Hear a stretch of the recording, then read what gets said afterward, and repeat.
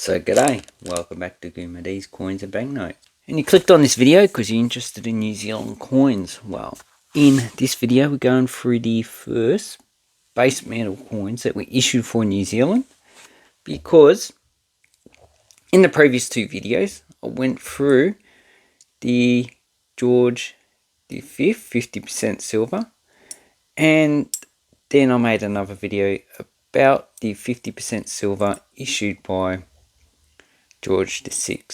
So this date spans for the first video 1933 to 1936, and the second video 1937 to 1946. So in 1947 New Zealand removed all the silver from its coinage, and basically these coins come like we have coins now, fiat currency. So these are just copper nickel coins, but they did continue to issue the half penny and 1 penny as bronze coins, so that's no change there. But these coins, when they were in circulation, although the values of silver in them corresponded to the denomination, the purchasing power was a lot higher than the silver content. So the purchasing power of the florin was probably only 1 shilling. So basically, I don't have any stats for that, but that's just a guesstimate, because most of the time in coinage, even from the Roman time period, the purchasing power of the actual coin is a lot higher than the silver content. And that's the same with the British coins in the 1800s as well. So basically the top row that you can see here is the 50% silver, and the last mintage was 1946. The bottom row is the first year, so 1947, of the copper nickel coins. And the one thing you notice is that the design is the same.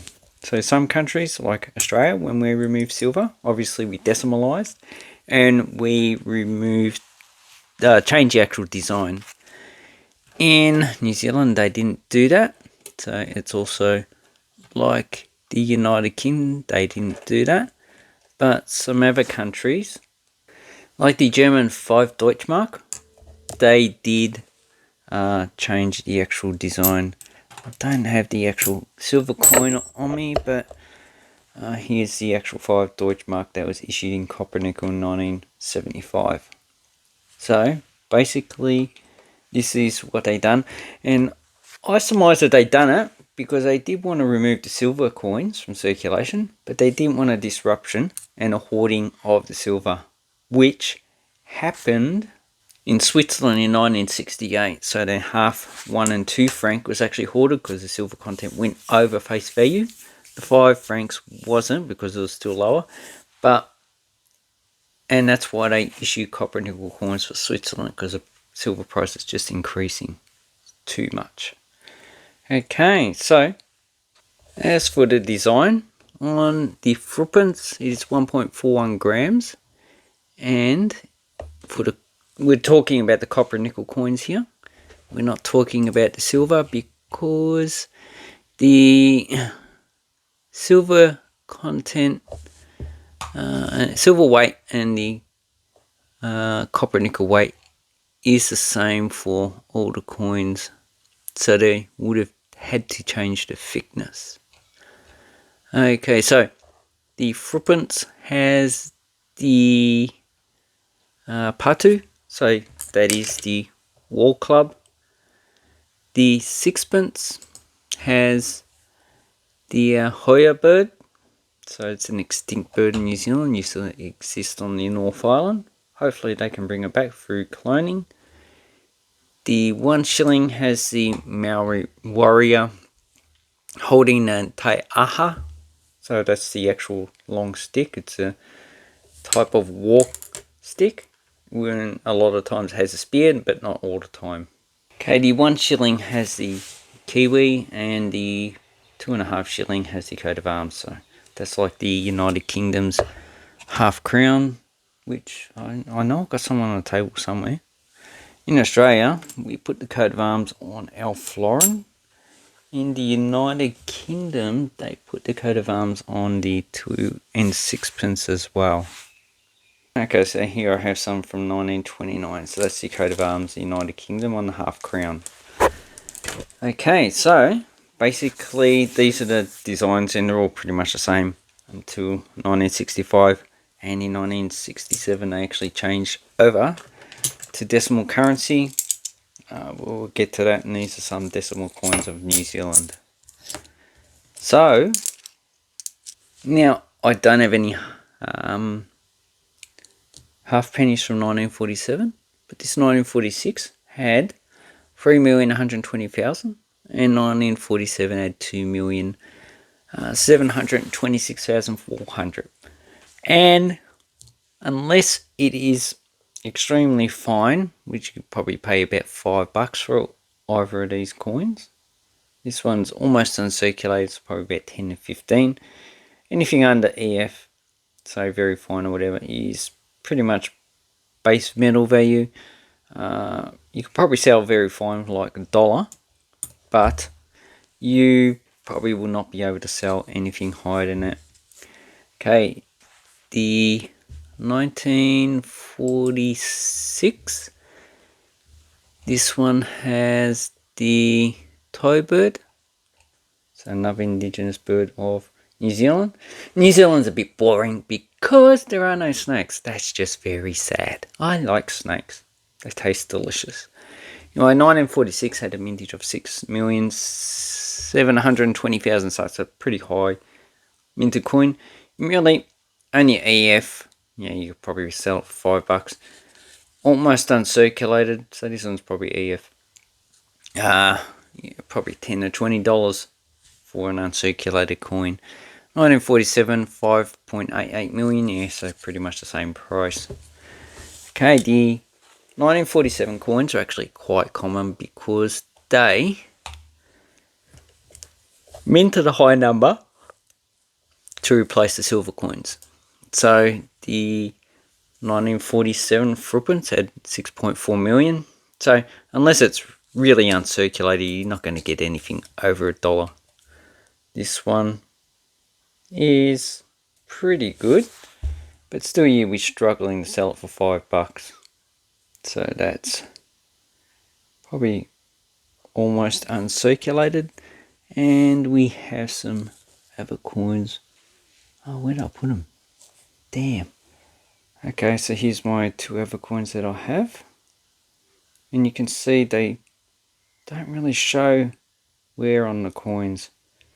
This one's a bit bent, so that one's pretty much not worth anything. And this one is also in the same condition. So, because of the number, a lot of these didn't circulate that widely. And the silver coins seem to have been circulated for a long period afterwards. Okay, so the sixpence 1947 had 3.2 million. So that is this coin here. And as you can see, that also doesn't show that much wear on this coin. And I'll separate the actual 1947 from the later date. So here we have one from 1950. Because India got independence, so they took Emperor off. And they just put George VI on it. So that's the difference. So that's why we're just doing 47 first. And this side's pretty good. Probably EF. Has wear on the high points. This one has some crap on it. So toning, so that takes the actual value. Then I've got these two coins. This one has more wear. VF condition. This one is also EF. And yeah, so this one's probably $1. This one's probably $5. Anyway, so that's what you should be looking for in your coins. Anything in high grade, uncirculated pretty much. The 1 shilling had 2.8 million. See, this one's pretty much EF. And is that rotated? No. Then I have another two coins. So this one's VF. And these are just my grade. Your grades might be different. That's also VF as well. So anyway, you can see the wear on the hairline.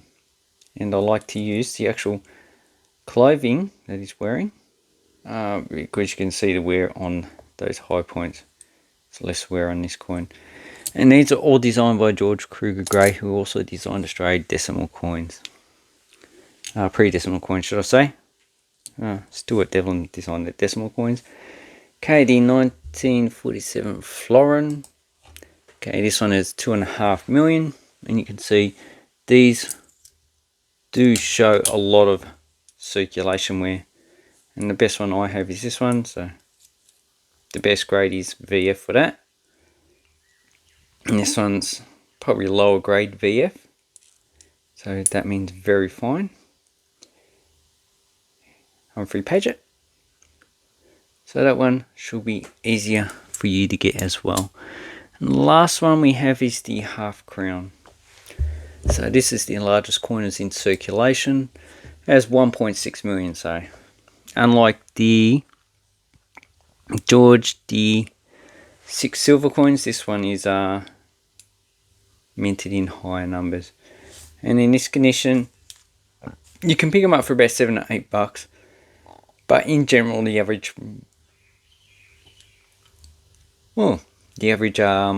price is going to be $10. So that's the 1947 coins. Now, as for the other coins from 1948 to 1952, there was no 1948 halfpenny. So this 1949 is the next coin, has 1,766,000. So really, it's in this condition, which is XF, probably about $5. Actually, that's probably almost uncirculated. Yeah, so about $10 to $20. Then the next coin is 1950. We have 1,425,600. And all these prices are pretty similar. So it's almost uncirculated. Yeah, $5 you'll be struggling to get that. This one's a lower grade. Actually, no, it's the same grade, just a little bit damaged. Another one shows mint lasting. You can see a lot of these are uncirculated, so you shouldn't find it hard to actually get a coin in this condition. Then we have, where I thought I had a 1951. Anyway, I can't find it, but they had a mintage of 2.342 million, so pretty common. In XF, you probably pay $2 or $3 in uncirculated. You can get them for $5. You have 1952 with 2.4 million, so this is pretty much the same. And what I do is just keep the best. So this one has wear on this side. This one looks pretty good, but on this side we have some gunk down there. So I would just choose this one as a space filler. Okay, now as for the 1 penny, once again there's no 1948. This is 1949. This one had 2,016,000. So in this condition, yeah, EF to almost uncirculated. Yeah, that's it for about $5 to $10. New Zealand coins don't get a high value. 1950, 5.784 million. So really, you only want these if they're uncirculated. Anything XF or EF and lower is probably not even worth collecting. 51, 6,888,000. Same thing. And 51, and don't have any 52, but 1952 is 10,800,000, and that's once again only really worth anything if it's uncirculated. So basically these are all pretty common. Oh, sorry, I do have 52. I have a whole bunch of them. Okay, and all these seem to be the same. So really, this, up until this time, this is the highest minted penny coin that was issued for circulation. And really, this is the one that you want, pretty much. Mint luster on it. Okay, and all of these just don't have that much circulation wear.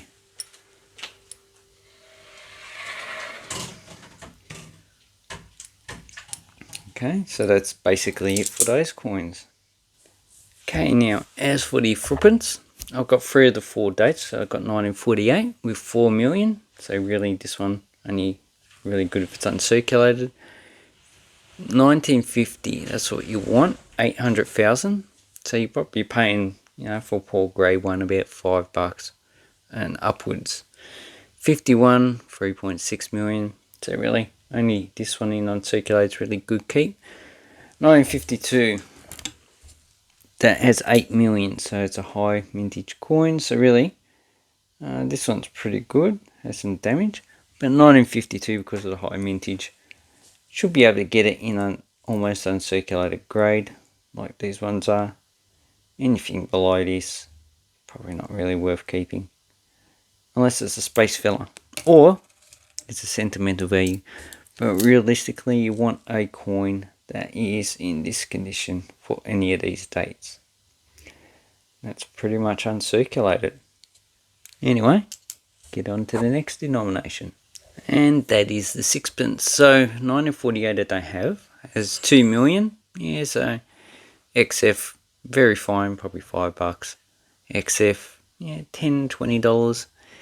This 1950 is 800,000. So really, in this condition, you're probably paying about $5, which is so somewhere. But this is the lowest minted coin because we have 1951, which is that coin there. And that has a mintage of 1.8 million. 1952, pretty common, 3.2 million. So really, the 1950 is the key date you want for these. And yeah, probably about $5 each for these. Because I've got 4 of them. So really, they're not too hard to get. And I never actually endeavoured to buy these separately. I just bought them as a whole bulk lot. So realistically, for any of these, you really just want it in this condition, which is actually pretty good. XF condition. None of these, as far as I know, is uncirculated. No, this one's almost uncirculated, but it's a bit damaged. Okay, so that's the sixpence.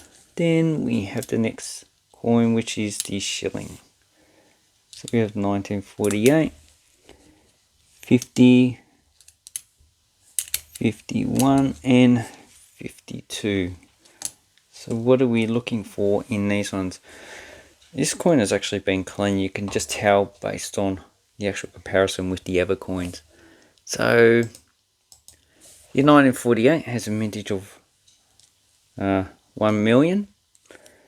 Probably about $5 in this condition. 1 million's not a lot. 1950, which is the next date, so there's no 1949. Mintage is 600,000. So this one in 1952 for also 600,000 would be the key dates. So if you wanted to get these coins, yeah, probably $5 to $10 in this condition. Uncirculated, you'll be paying, upwards of $50 or something like that. So it's a 1952, 600,000. Now the most common one's 1951 with 1.2 million. And these ones are in better condition, so probably also about $5. But that's just my estimate. You can go on eBay and have a look through the actual coins themselves. Now, unlike the sixpence and the shilling, the florin is quite common. So 1948, we have 1.75 million. Then 1949 with 3.5. And I don't seem to have any. I thought I did. Anyway, 1950 of 3.5 million as well. 1951 we have 2 million. So realistically, in this condition, you're probably paying $2 or $3. Because these are all low grade. They're pretty well circulated, unlike the previous coins which had a higher grade on them. These you'll probably get more likely in this condition. Because of the high value back at the time, these coins stayed in circulation a lot longer, and also there's a lower mintage. So that's these coins. These are probably fine condition. So then we get on to the last denomination. So that's the half crown. And yeah, this one's quite a big coin. It is 32 millimeters. So it's bigger than anything New Zealand uses now, which is the $2. And this coin was minted firstly copper nickel 1947, and this 1948 has 1.4 million. 1948, so I got 4 of them. 1949, 2.8 million. So really, the difference between these two in value is only with a uncirculated grade, pretty much. These ones, they sell for probably $7 to $10 in this condition. Then we have 50 with 3.6 million, so it's higher even more. Then we have 1951 with 1.2 million. So, but with the 1950, there is actually two varieties, and they say kg near diamond or far from diamond. These ones look like it is far, and also the kg is not that close to the denticles. The denticles are these things going around the actual coin. So these two look the same. So they are the pretty common version of the coin. Actually, just come and look at eBay. These ones look like they're close to the rim. The other one far to the rim has a wider gap than that. So anyway, these ones are the more common anyway. And we see the coat of arms of New Zealand. All of it's got to do with trade. And then we have some ships. These look like trimenes. So not even something they would have sailed to New Zealand. Southern Cross.